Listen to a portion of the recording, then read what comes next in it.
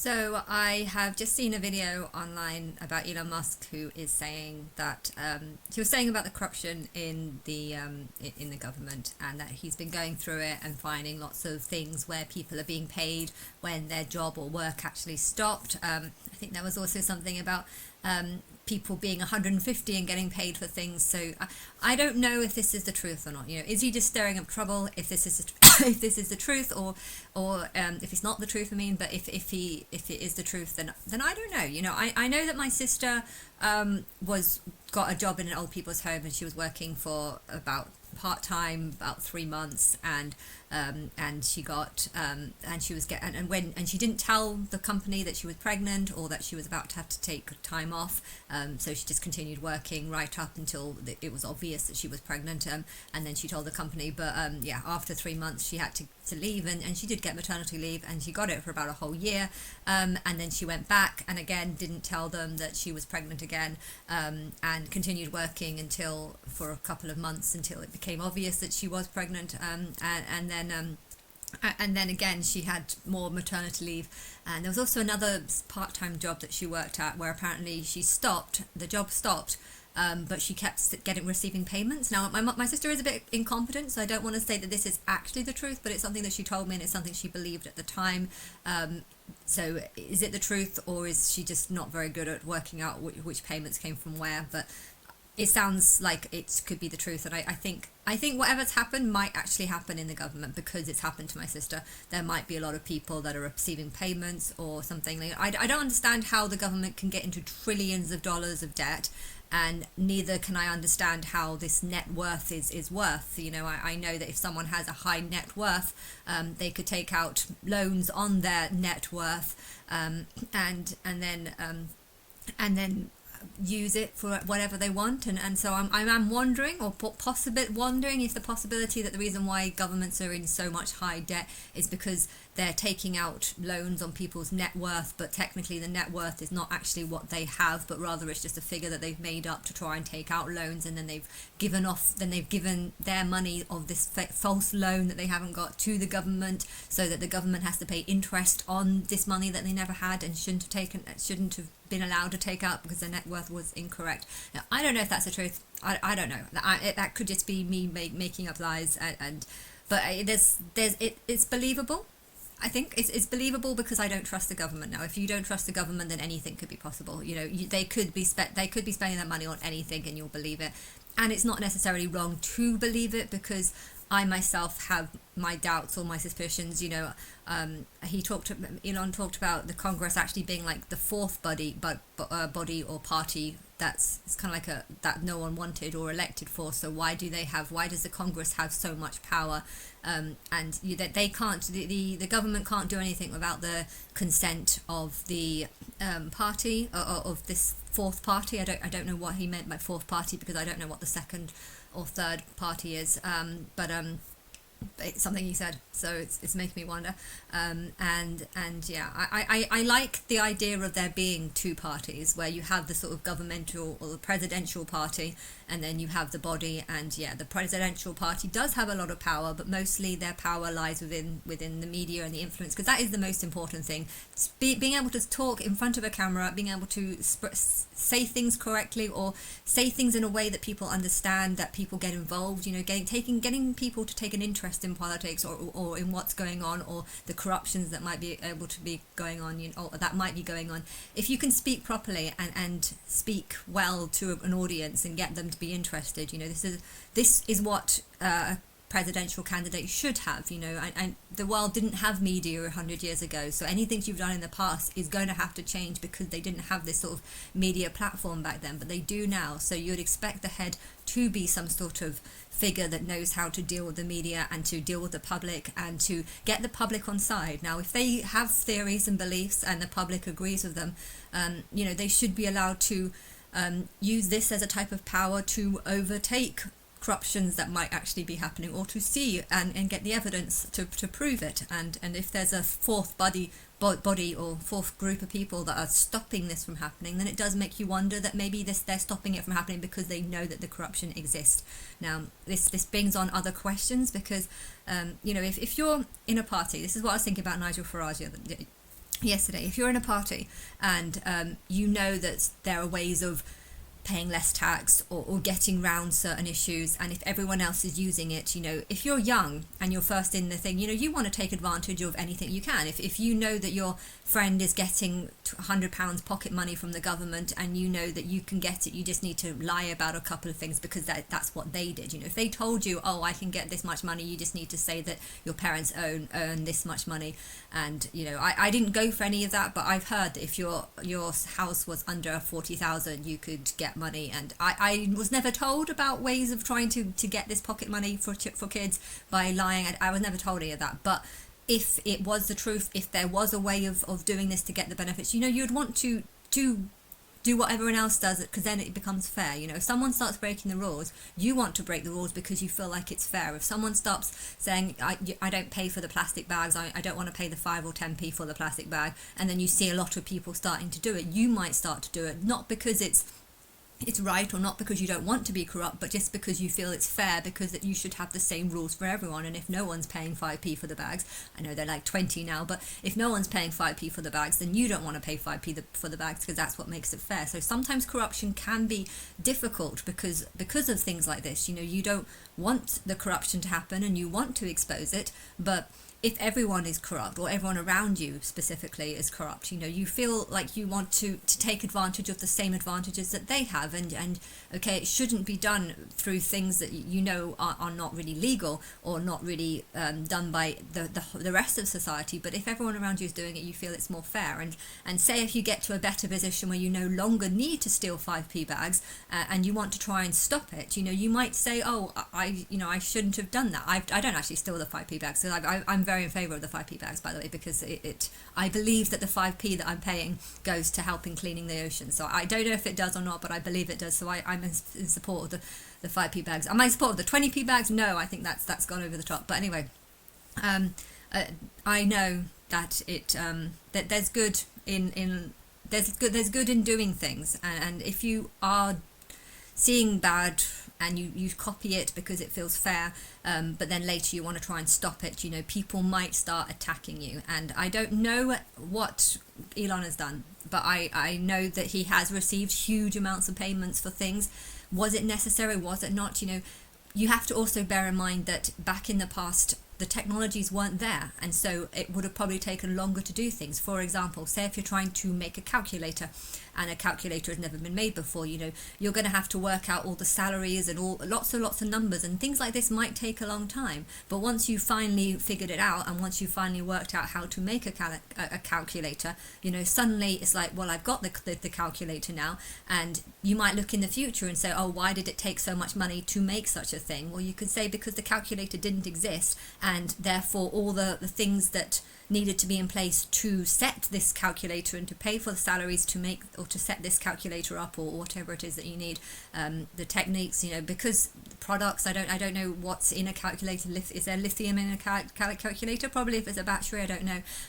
But yeah, as time goes on, a lot of more knowledge gets gathered, and sometimes something takes a lot longer when you do it at the beginning because it's the first time you've done it, and therefore it would be unfair to say, because you spent this much money on doing this and you spent even more money doing that, but that was actually less important than this. You could argue that the reason why it spent so much money doing this, or like the first computer, you spent huge amounts of money on the first computer, but it's just like, and then the second computer, well, that's twice as good, and yet it cost half the price. Oh, it's like, oh, well, because when we first did this, we didn't know that there was better, we didn't know how to do it, and we had to, so part of the money was actually going on to figure out how to do something, so build up the skills. And so I don't know, if something does cost a lot of money, it might be because part of this money is training people to learn things that they need to know and can't fix or can't do without it. But once you have more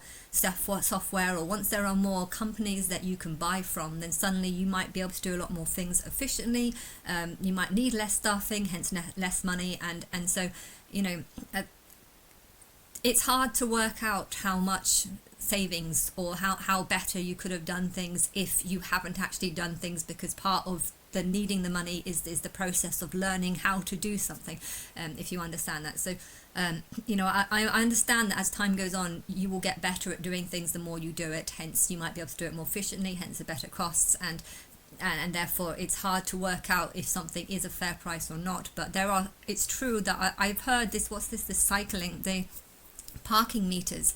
Why is Saudi Arabia buying parking meters in Chicago? I mean, surely Chicago shouldn't have the right to sell parking meters for 80, the parking sales, any parking meter that gets money.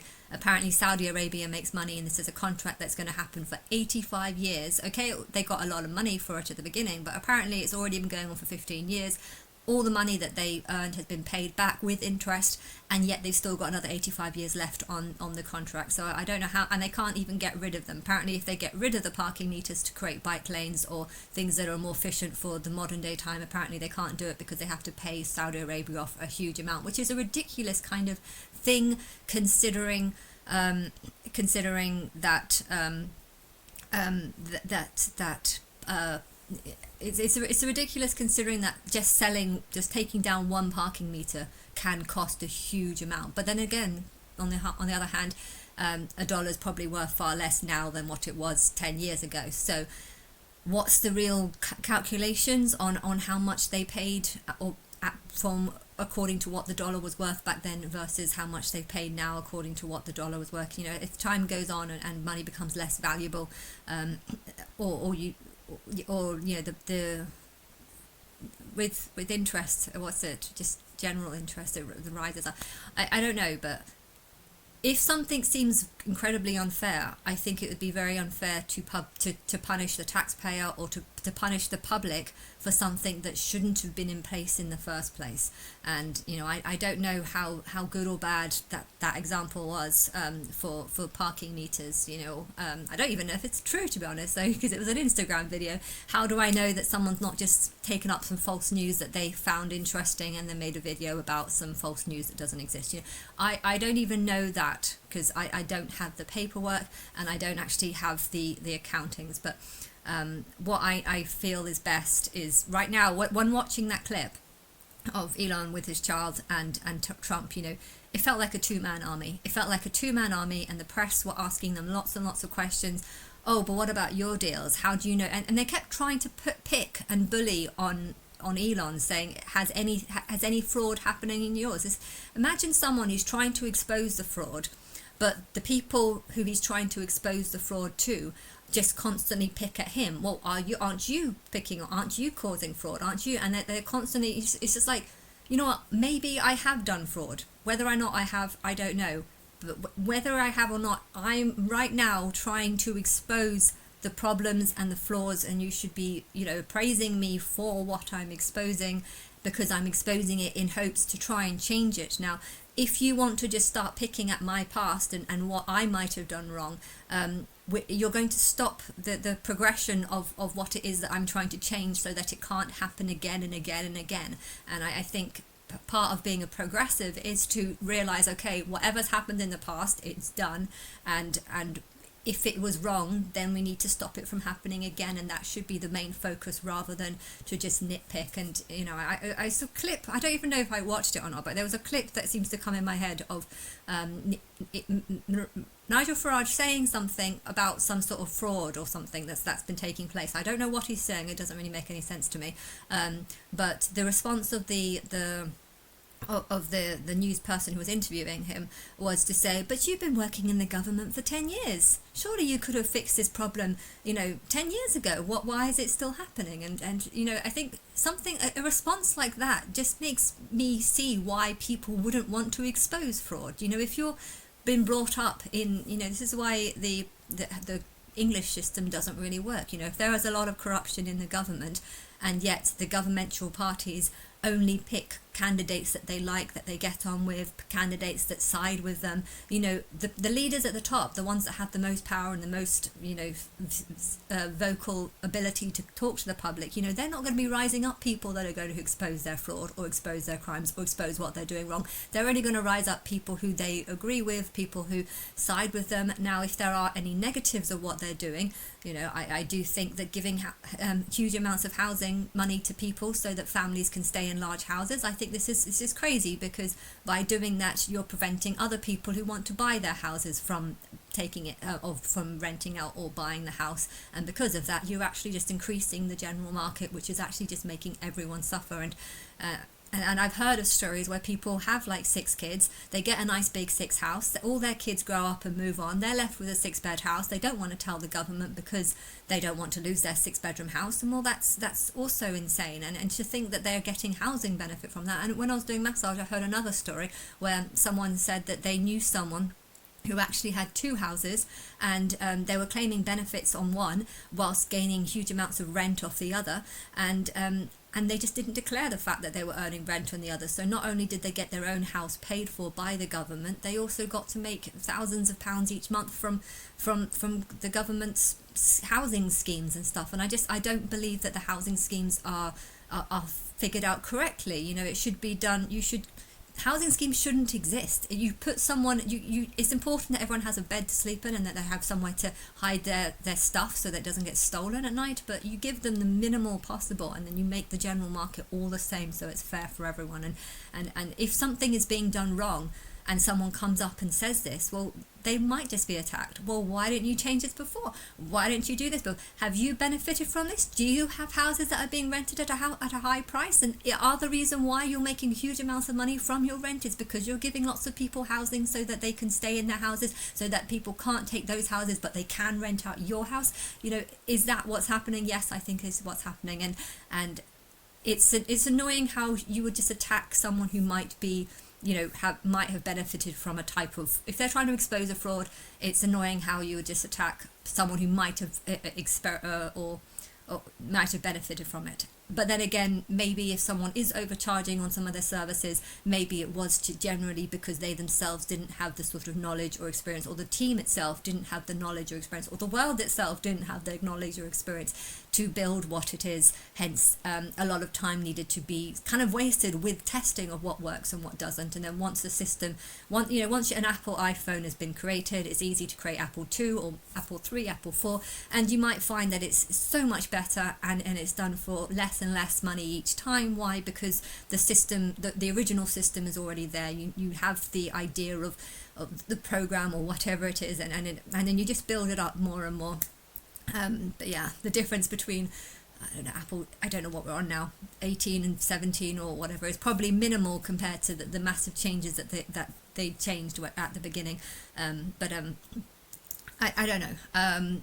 It's just, that's just what I wanted to say. I think that this is the reason why it's best to have a whole, like, the presidential team should be 6 people to 26 people, however many. You know, if they want 6 people that have like doing all the main speaking, and then you have 20 people that kind of just to help support like assistance type work, you know, I think that is good. But the Secretary of Defense, a secretary is just someone who types. Isn't that a secretary is just someone who has a leader and then just types? Now, if he's the Secretary of Defense, does that mean that Trump is the President of Defense and he focuses on that? But then what about all the other different things? You know, a secretary is someone that just has some sort of leader and then just types down all the... So to call him Secretary of the Defense, I think it's very belittling.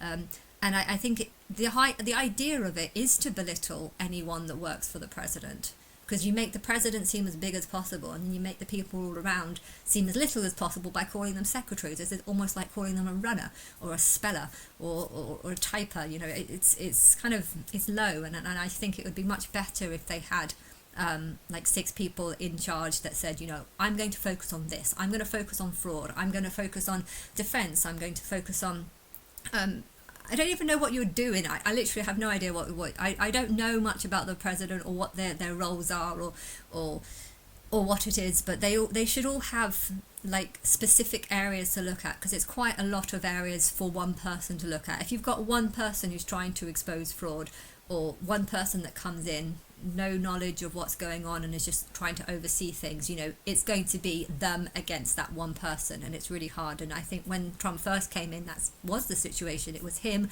with a bunch of yes men, and then the real government who was trying to just ignore him. Like that kind of felt like what it was really about. But now that Elon is with him, I feel like there's kind of 2 main people and then some other people that, like, secretaries, other secretaries. I mean, Is he actually a secretary? Like, is his typing skills actually that good? I don't know. I don't know what the Secretary of Defense does. Other because that to me just sounds like someone who types things. What are you typing? I have no idea. But yeah, I like the idea though of there being I am thinking of TYT. You know, there's a whole group of them. If someone starts attacking them, they can be like, they've got each other's as a support, and because they're very good at working with the media, you know, they can take their concerns to the media and to the public through the media, and yeah, I think though it is going to make the people who own news channels, BBC or all these other ones, it's going to make them have a lot more power in the head of this group. But yeah, that's how it should be, because these are the ones that, you know, take things out. If you're working in the media, you're probably quite good with money. You're probably very good at working out how to run a large amount of things. You know, which programs to fund money on, and you're probably very good at this. Hence, if you are, you know, looking to see candidates or groups, small groups of people that want to start running for the presidential group, you know, it'd be easy for you to pick and choose which ones you like based on your principles, and then try and give them more fame and popularity. And if there are other types of news channels, like Christian news channels, that want to go in a different direction, then I guess you would have to focus on different types of groups. But yeah, and I also don't like the idea of the whole football pitched kind of government where it's Democrats versus Republicans.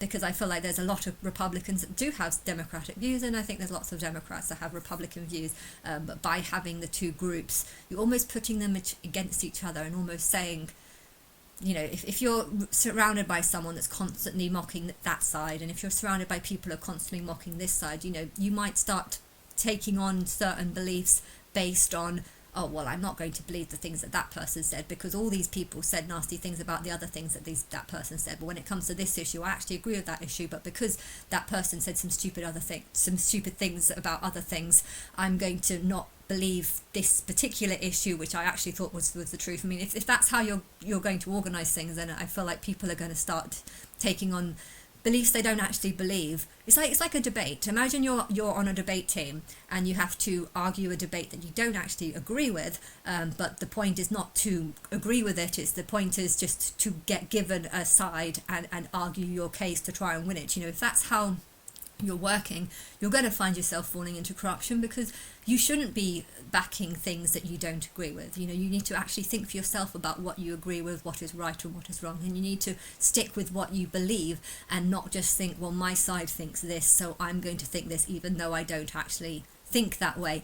You know, if that's how you work, then it means that you put money and friendship over your own principles and your own understanding of what is right and wrong. And if you start doing that, mistakes are going to happen, and right and wrong is not going to be seen, because it's going to be more of a football match between two people or two groups of people.